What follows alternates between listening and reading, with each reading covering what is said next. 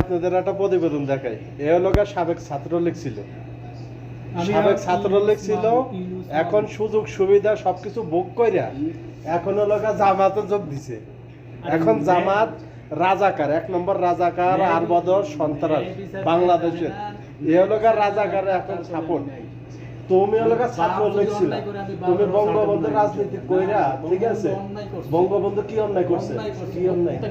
কি অন্যায় করছে বঙ্গবন্ধু?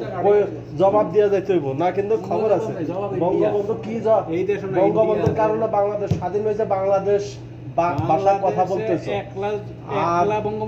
আর রাজাকার বাসানি গেছে, আর রাজাকার হলো বাসানির খবর, রাজাকার 1 নম্বর রাজাকার ডুবাইছে কি বাসানি কাটা, বাসানি বঙ্গবন্ধু, বঙ্গবন্ধু বাসানি বঙ্গবন্ধু, ঠিক আছে নি?